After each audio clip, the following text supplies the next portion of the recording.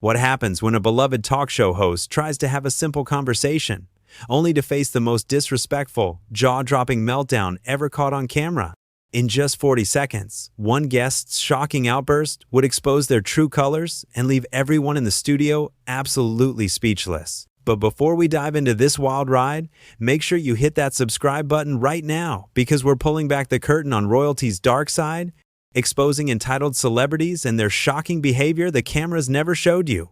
We've got the raw footage they don't want you to see, and you won't want to miss a single reveal. Drop a comment below and let us know what you think about this outrageous behavior. Now, let's get into it. The studio lights are hot, the audience is buzzing with excitement, and our host, Marcus Chin, one of the most respected interviewers in the business, is sitting across from international pop sensation Sienna Vaughn. She's promoting her new album, her 5th in 7 years, and the crowd is packed with her devoted fans. Everything seems perfect. Everything seems normal.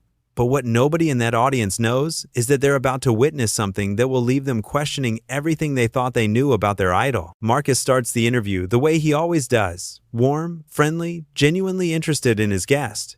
Sienna, welcome to the show. It's so great to have you here. Your fans have been waiting for this. The audience erupts in cheers. Sienna smiles, but there's something off about it.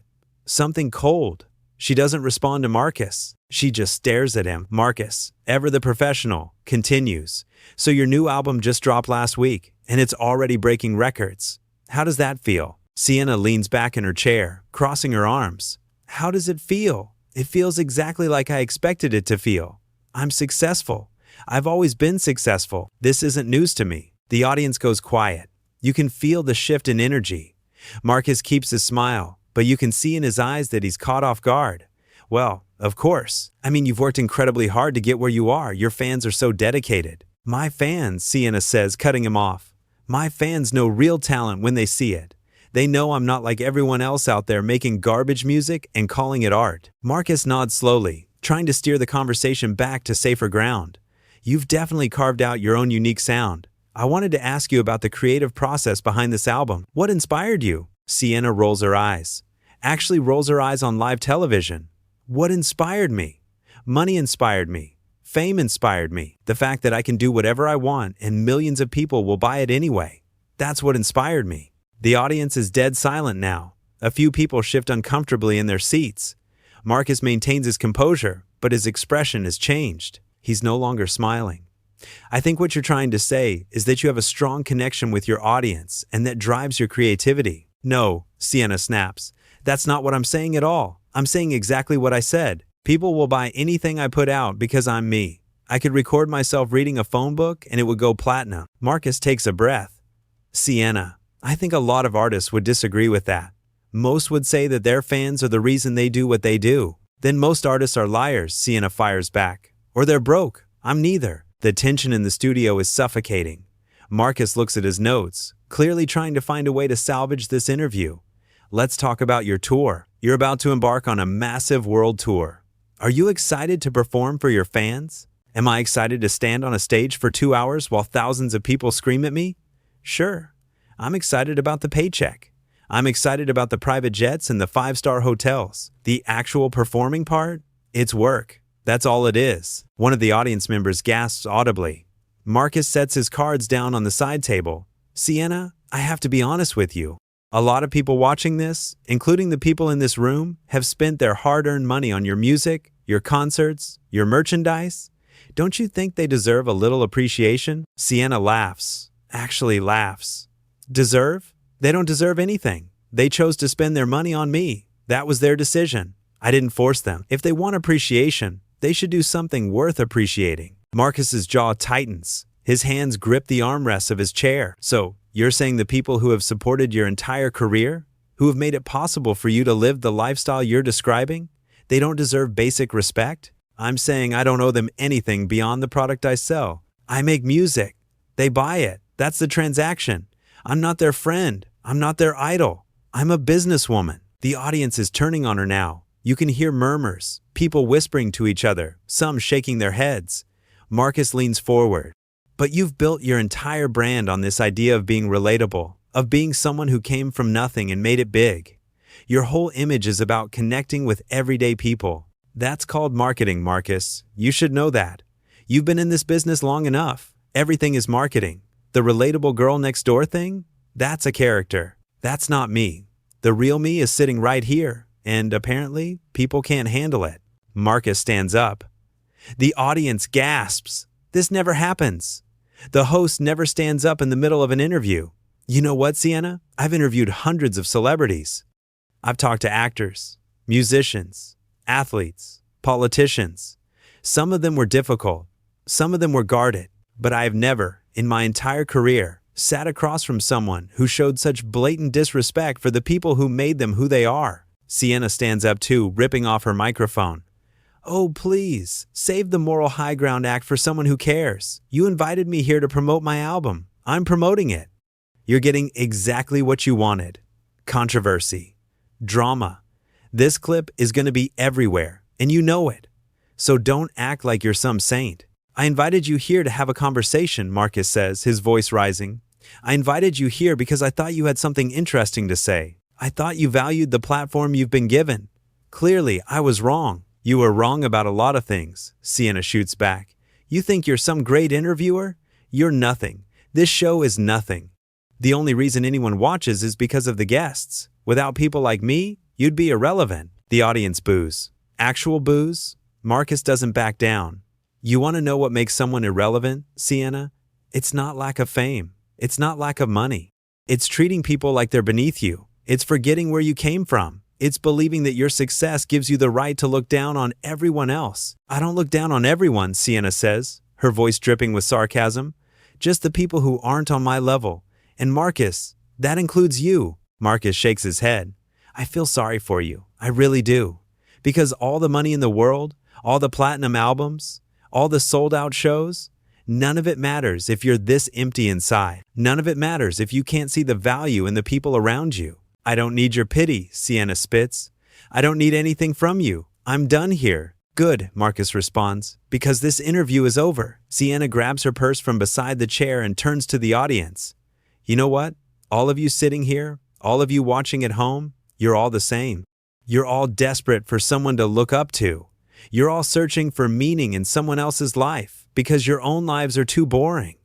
Well, I'm not your hero. I never was. Marcus steps between Sienna and the audience. That's enough. You need to leave. Now. Oh, I'm leaving, Sienna says. But not because you told me to. I'm leaving because I'm bored. This whole thing is beneath me. Your show is beneath me. You're beneath me. She starts walking toward the stage exit, her heels clicking against the floor. The audience is stunned into silence. Some are crying. Others look angry. Marcus turns to the camera, his face flushed. We're going to take a quick break. When we come back, we'll have a very different kind of guest. Someone who actually understands what it means to be grateful. But Sienna isn't done yet. She stops at the edge of the stage and turns around one more time. You want to know the real joke here? All of you are still going to stream my music. You're still going to buy tickets to my concerts. You're still going to follow me on social media. Because that's what you do. You complain, you judge, you act offended, but at the end of the day, you can't help yourselves. You need me more than I need you. Marcus walks right up to her. Get out. Get out of my studio. Get out now. Security guards appear from the wings. Sienna holds up her hands. I'm going. Don't worry. I wouldn't want to spend another second in this dump anyway. She storms off the stage, and the sound of a door slamming echoes through the studio. The audience sits in shocked silence. Marcus walks back to his chair and sits down, running his hand through his hair. He looks at the camera, and for a moment, he doesn't say anything. He just breathes. Finally, he speaks. I want to apologize to everyone who came here tonight expecting a fun, entertaining show. I want to apologize to everyone watching at home who tuned in to learn something about an artist they admired. What you just witnessed, that's not entertainment. That's not fun. That's a cautionary tale about what happens when success goes to someone's head. He pauses, collecting his thoughts. You know, I started this show because I wanted to give people a platform to share their stories, to connect with audiences, to inspire others. I've been lucky enough to meet some incredible human beings in this chair. People who have overcome adversity. People who use their fame to make the world better. People who remember where they came from and never forget the people who helped them get where they are. The audience starts to applaud, softly at first, then louder. Marcus holds up his hand. But every once in a while, you meet someone like Sienna Vaughn, someone who has forgotten that fame is a privilege, not a right.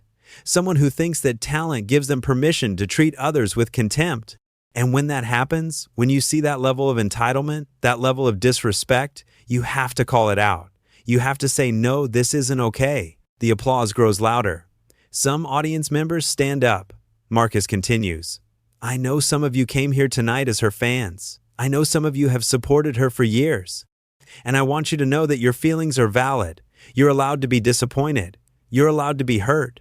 Because the person we just saw, that's not the person you thought you knew. And that's not your fault. A young woman in the front row is wiping tears from her face. Marcus looks at her. It's okay to admire someone's art without admiring who they are as a person. It's okay to separate the music from the musician. But it's also okay to decide that you deserve better. You deserve artists who respect you. You deserve celebrities who see you as human beings, not as dollar signs. The standing ovation is building now. More and more people are on their feet. Marcus stands up again. So thank you for being here tonight. Thank you for witnessing this with me. Thank you for understanding that sometimes the most important thing we can do is stand up for what's right, even when it's uncomfortable. Especially when it's uncomfortable. He looks directly into the camera. To everyone watching at home, I hope you'll think about what you just saw. I hope you'll think about the kind of people you choose to support, the kind of behavior you choose to tolerate, because we have more power than we think. We can choose to reward kindness. We can choose to celebrate humility. We can choose to lift up the people who lift up others. The audience is cheering now, really cheering. Marcus takes a moment to let it sink in. When we come back, I have a very special guest who embodies everything I just talked about. Someone who has every reason to be arrogant but chooses grace instead. Someone who has achieved incredible success but never forgot where they came from. Someone who understands that fame is about service, not self-importance. Stay with us. The show cuts to commercial, but even during the break, the audience continues to buzz with conversation. People are pulling out their phones, recording messages, texting their friends. What they just witnessed wasn't just an interview gone wrong. It was a moment of truth. A moment where the mask slipped and everyone saw what was really underneath. Marcus sits in his chair during the commercial break, and a production assistant brings him a bottle of water. His hands are shaking slightly as he opens it and takes a sip. Another assistant approaches. That was incredible, Marcus, the way you handled that. Marcus shakes his head. I didn't handle anything. I just refused to let her treat people that way. There's a difference. Still, the assistant says, that took courage. A lot of hosts would have just let it slide, tried to laugh it off. Then they would have been complicit, Marcus replies. When you have a platform, you have a responsibility. You can't just sit there and let someone spread toxicity without pushing back. That's not journalism. That's not entertainment. That's just enabling bad behavior. The assistant nods and walks away. Marcus looks out at the audience, many of whom are still standing, still talking animatedly to each other. A security guard approaches the stage. Mr. Chen, just to let you know, Miss Vaughn has left the building. She had some choice words on her way out. Marcus almost smiles. I'm sure she did. Thank you for handling it. No problem, sir. And for what it's worth, you did the right thing. As the commercial break ends and the show comes back, Marcus has composed himself completely. His face is calm. His voice is steady. Welcome back. Before we bring out our next guest, I want to address something. I know that what happened earlier was intense. I know it was uncomfortable to watch, but I also know that it was real. And sometimes, reality is uncomfortable. He leans forward in his chair. The truth is, we live in a world where celebrity culture has become so overwhelming, so all-consuming, that we sometimes forget that famous people are just people. They're not gods. They're not royalty. They're human beings who happen to have a public platform. And with that platform comes responsibility. The audience listens intently. When someone uses their platform to demean others, to spread negativity, to make people feel small, that's not strength. That's weakness. Real strength is using your voice to uplift others. Real strength is staying humble even when the world tells you you're special. Real strength is remembering that your success is built on the support of others and honoring that every single day. More applause. Marcus stands up. So let's cleanse the palate, shall we? Let's bring out someone who represents everything good about this industry. Someone who proves that you can be wildly successful and still be kind. Someone who shows up every day with gratitude and grace. Please welcome to the show, the incredible James Morrison. A man in his 40s walks onto the stage, waving to the audience. He's casually dressed, jeans and a simple shirt, and his smile is genuine and warm. He shakes Marcus's hand and pulls him into a quick hug before sitting down. "Marcus, man, that was something. Are you okay?" Marcus laughs, a real laugh this time. "I'm fine, James. Thank you for asking. It's not every day you have to kick someone off your show." "I saw her storm past me backstage," James says. "She did not look happy." "No, I imagine she wasn't," Marcus replies. "But let's not talk about that anymore. Let's talk about you. Let's talk about your new foundation, the work you're doing with underprivileged kids, the music program you started in your hometown." James's face lights up. "Oh man, that's been the most rewarding thing I've ever done. You know, I grew up with nothing. I mean nothing. My family struggled. We didn't have money for instruments or lessons or anything like that. But I had a teacher who believed in me, who found a way to get me a guitar, who stayed after school to teach me how to play. And now you're paying it forward," Marcus says. "Exactly. That's what it's all about, right?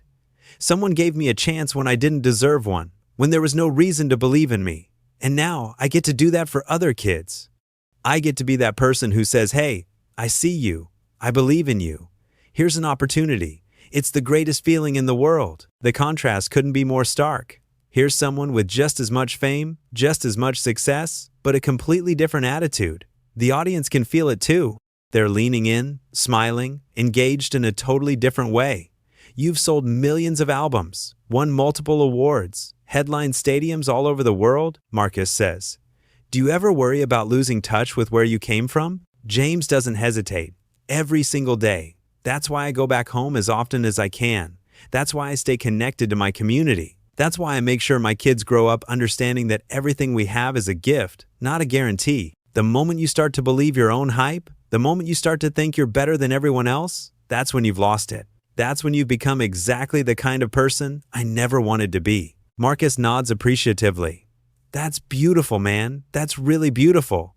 And it's exactly what people need to hear right now." The interview continues for another 20 minutes. James talks about his music, his family, his dreams for the future. He's funny, he's humble, he's engaging. The audience eats it up. This is what they came for. This is what they deserve from the beginning. As the show winds down, Marcus thanks James for coming on. They shake hands again, and James waves to the audience as he exits. Marcus turns to the camera one last time. What a difference, right? What a complete and total difference. He takes a breath.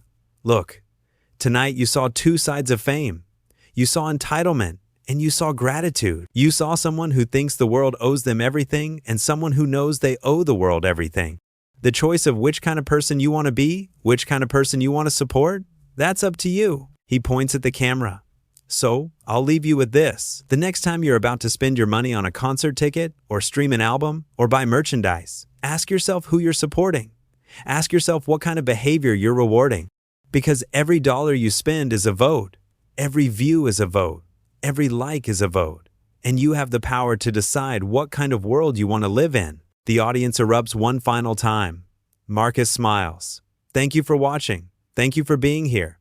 And thank you for caring enough to demand better. Good night, everyone." The lights fade. The show ends.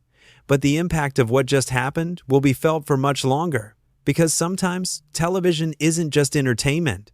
Sometimes it's a mirror. And tonight, that mirror showed everyone exactly what they needed to see.